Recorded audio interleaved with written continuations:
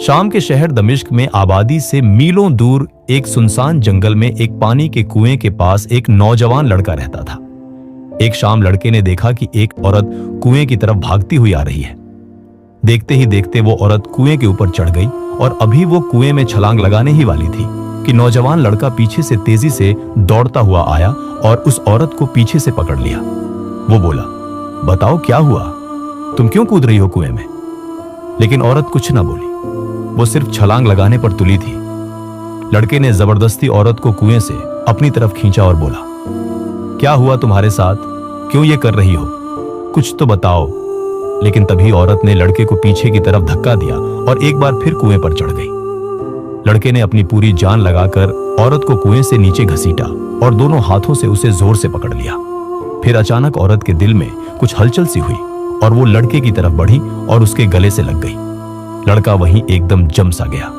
उसने दिल में सोचा, अभी तो ये औरत कुएं से छलांग लगा रही थी और अब ये मेरे गले से लग गई है। आखिर ये चाहती क्या है? लड़का थोड़ा सा पीछे हटा और अभी वो औरत से कुछ पूछने ही वाला था कि औरत अचानक बोली, मेरे शौहर का इंतकाल हो गया और मेरे ससुराल वालों ने मुझे घर से निकाल दिया, मैं बिल्कुल अकेली हूं। फिर वो लड़के के करीब आई और उसका हाथ पकड़ के बोली, तुम मुझे अपने पास रख लो। लड़का हैरानी के साथ उसकी तमाम बातें सुनता रहा। जब उसने औरत की आंखों में देखा तो उसके दिल में एक हलचल सी हुई। वो जैसे उसी में डूब गया। औरत ने एक बार पलकें झपकाई और फिर बोली, बताओ, रखोगे ना मुझे अपने पास? लड़का कांप सा गया और वो कुछ बोल नहीं पा रहा था। वो उसके चेहरे की तरफ देखता रहा। अचानक औरत ने लड़के का हाथ थामा और बोली, डरो मत, मुझे अपना ही समझो। लड़के का दिल जोर जोर से धड़कने लगा। वो उसके चेहरे से नजर ना हटा पाया, जैसे उस औरत का चेहरा कुछ बोलना चाहता हो और लड़के की आंखें कुछ सुनना चाहती हो। फिर लड़का बोला, मैं तुम्हें यहां रख तो लूं, लेकिन मेरे पास तो कोई जगह नहीं है, मैं खुद यहां कुएं के पास रहता हूं।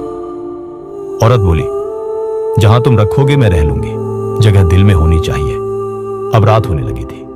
घने और सुनसान जंगल के बीच अंधेरा छाने लगा था और ये औरत और जवान लड़का उसी कुएं के पास नीचे खजूर की टाट बिछाकर बैठ गए। औरत नजरें उठाकर लड़के की तरफ देखती और जैसे ही लड़का उसकी तरफ देखता, औरत अपनी निगाहें नीचे कर लेती। फिर लड़का उठा और उसने औरत को कुछ खजूरें दी जो उसने पहले तोड़कर रखी हुई थी। कुछ देर बाद औरत उसी टाट पर लेटी और सो गई और लड़का वैसे ही बैठा उसे देखता रहा। कुछ देर बाद लड़के को नींद आई और वो लेटकर सो गया।